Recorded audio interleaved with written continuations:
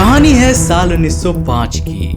Germany के burn शहर के स्विस पेटेंट ऑफिस में एल्बर्ट आइंस्टाइन नाम का एक क्लर्क काम किया करता था। आइंस्टाइन को स्पेस और साइंस के रहस्यों को जानने की बड़ी क्यूरियोसिटी थी, लेकिन हफ्ते में 6 दिन काम करने के बाद इन सब चीजों के लिए समय निकाल पाना काफी कठिन था। मैं या आप होते तो शायद इसे ही अपनी किस्मत समझकर हार मान चुके होते, लेकिन एल्बर्ट आइंस्टाइन की किस्मत और उनकी सोच उन्हें उस पेटेंट ऑफिस की 4 दीवारी तक सीमित रखने वाली नहीं थी। शाम का समय था और आइंस्टाइन अपने काम से घर की ओर जा रहे थे। जल्दी घर पहुंचने और अंतरिक्ष के बारे में सोचने के लिए थोड़ा समय निकालने की चाह में आइंस्टाइन एक ट्रैम कार में सवार हो गए। ट्रैम कार आगे की ओर चल रही थी और आइंस्टाइन की नजरें पीछे स्थित एक क्लॉक टावर पर टिकी हुई थी।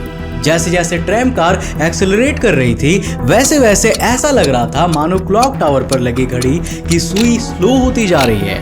आइंस्टाइन अपनी इमेजिनेशन को नेक्स्ट लेवल पर ले जाते हैं और ऐसा मान लेते हैं कि वो ट्रैम कार लाइट की स्पीड से चल रही है।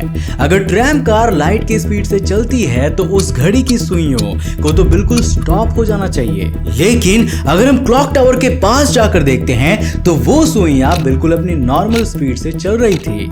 तो फिर अभी अभी आइंस्टाइन ने जो एक्सपीरियंस किया वो क्या था? क्या ये दिन भर काम करने के बाद की थकान थी, या फिर साइंस का कोई ऐसा कॉन्सेप्ट जो कल के दिन दुनिया बदल देने वाला था? आज के इस वीडियो में मैं आपको इसी के बारे में बताने वाला हूं। तो हेलो गाइस, मैं हूं कौशिक और चलिए शुरू करते हैं आज के इस नए एपिसोड को। दोस्तों, साल 1905 आइंस्टाइन के लिए किसी सपने से कम नहीं था। इस साल उन्होंने एक के बाद एक 4 ऐसी थियरीज दी थी जिन्होंने इंसान की साइंटिफिक नॉलेज को नया मुकाम दिया और दुनिया को हमेशा के लिए बदल कर रख दिया। ये 4 थियरीज थी photo electric effect, Brownian motion, special relativity और मास एनर्जी इक्विवेलेंस।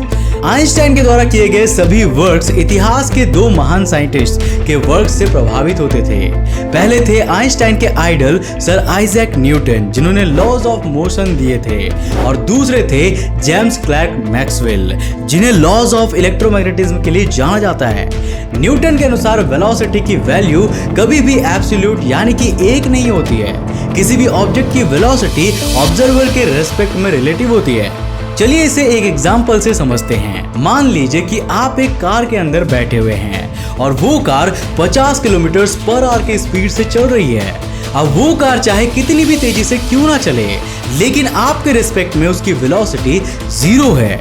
लेकिन अगर आप उस कार के मोशन की डायरेक्शन में एक और कार से जा रहे हो जिसकी स्पीड 30 किलोमीटर पर आवर की है, तो उस कार की वेलोसिटी आपके रिस्पेक्ट में सिर्फ 20 किलोमीटर पर आवर की ही है। वहीं अगर आप उस कार के मोशन के ऑपोजिट डायरेक्शन में 30 किलोमीटर पर आवर से चल रहे हैं, तो आपके रिस्पेक्ट में उसकी वेलोसिटी 80 किलोमीटर पर आवर की हो जाएगी। न्यूटन की ये स्टेटमेंट हमारे सोलर सिस्टम के प्लैनेट्स, सूरज और यहाँ तक कि हमारी मिल्की वे और यूनिवर्स के दूसरे ऑब्जेक्ट्स की मूवमेंट पर भी लागू होती है। लेकिन अगर हम जेम्स क्लर्क मैक्सवेल की माने तो लाइट की स्पीड हमेशा फिक्स्ड ही होती है।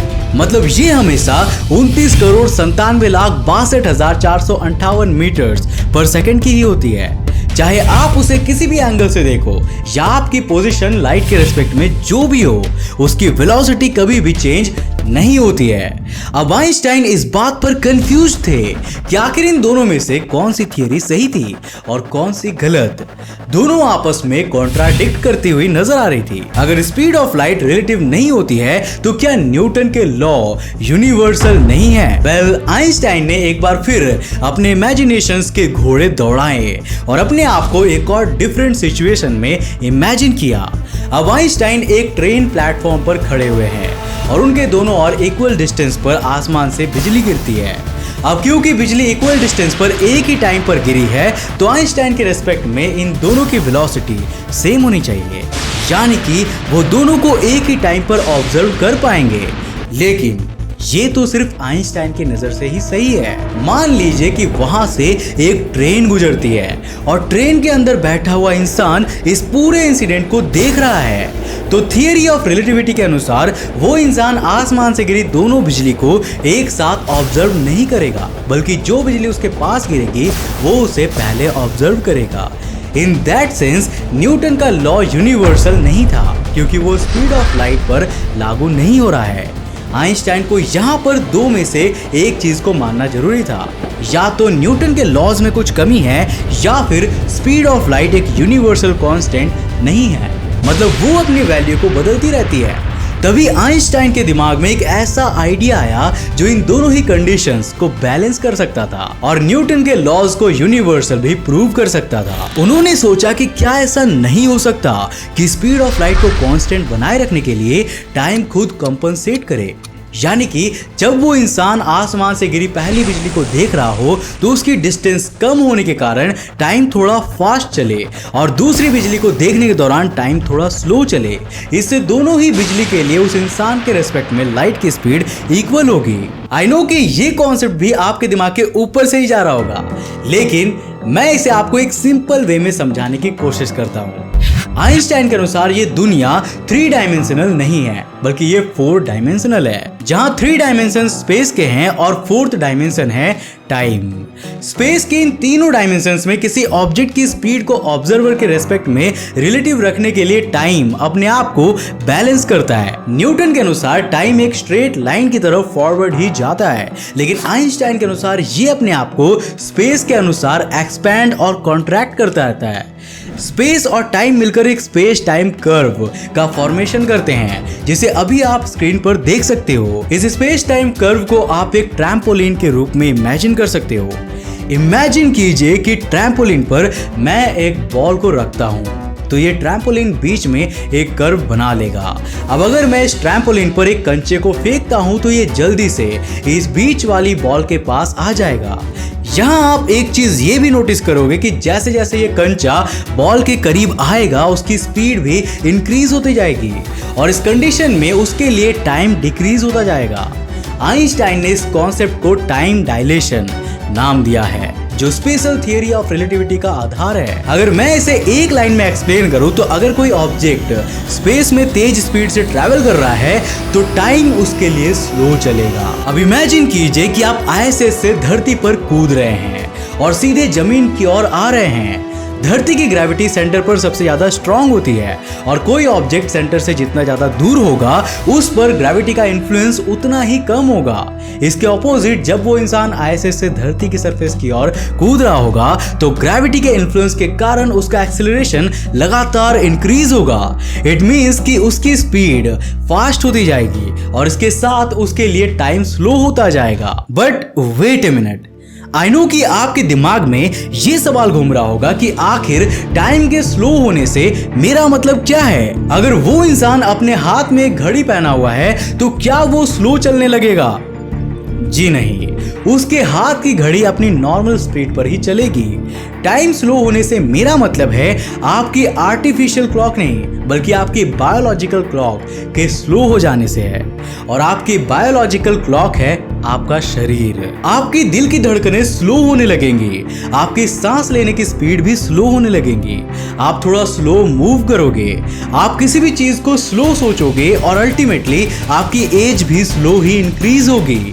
आप लोगों ने इंटरनेट पर ऐसी मीम्स तो देखी ही होंगी कि धरती पर 1 डिग्री करने में 6 से 7 साल लग रहे हैं और दूसरे प्लैनेट पर उतने समय में सिर्फ 1 ही साल बीतता है। तो क्या हमें ऐसे प्लैनेट पर चले जाना चाहिए जहां धरती के 6-7 साल के समय में सिर्फ 1 ही साल बीतता है? वेल, जैसा कि मैंने आपको बताया कि यहाँ सिर्फ आपकी बॉडी स्लो नहीं होगी, बल्कि आपकी थिंकिंग पावर भी स्लो हो जाएगी। आपका दिमाग स्लो काम करेगा और इस कारण से आप स्लो चल रहे टाइम को नोटिस भी नहीं कर पाओगे। आपको ऐसा कुछ लगेगा ही नहीं कि आप टाइम डायलेशन जैसा कुछ एक्सपीरियंस कर रहे हो। आपको सब कुछ बिल्कुल नॉर्मल लगेगा। अगर आप लाइट की स्पीड के लगभग बराबर स्पीड से ट्रैवल करते हैं तो आप एक लाइट ईयर की डिस्टेंस लगभग 1 साल में ट्रैवल कर लेंगे, लेकिन आपकी एज 1 दिन, 1 घंटे या फिर 1 सेकेंड ही इंक्रीज होगी। ये डिपेंड करता है कि आपकी स्पीड लाइट की स्पीड से कितनी क्लोज है। फॉर एग्जांपल, अगर आप लाइट की स्पीड के 99.99% स्पीड पर ट्रैवल कर रहे हैं तो हर एक लाइट ईयर को ट्रैवल करने के बाद आपकी एज सिर्फ 40 सेकेंड्स इंक्रीज होगी। मतलब मान लीजिए कि आप 60 लाइट ईयर्स दूर एक स्टार सिस्टम में जाते हैं तो आपकी एज 40 × 60 यानी कि 2400 सेकेंड्स ही इंक्रीज होगी। मतलब उतने समय में धरती पर रहने वाला आपका 20 साल का दोस्त 80 साल का हो जाएगा और 20 साल के आप उस स्टार सिस्टम में पहुंचने के बाद भी सिर्फ 20 साल और 40 मिनट के ही होंगे। सिंपल वर्ड्स में कहा जाए तो आपकी एज उतनी ही इंक्रीज होती है जितने टाइम को आप एक्सपीरियंस करते हो।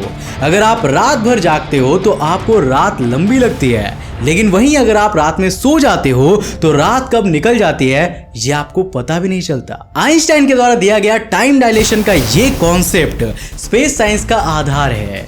अगर ये ना होता तो शायद आज धरती को ऑर्बिट कर रही सैटेलाइट्स भी नहीं होती, सोलर सिस्टम को एक्सप्लोर कर रहे स्पेसक्राफ्ट भी नहीं होते और दूर अंतरिक्ष की खाक छान रहे स्पेस टेलीस्कोप्स भी ना होते।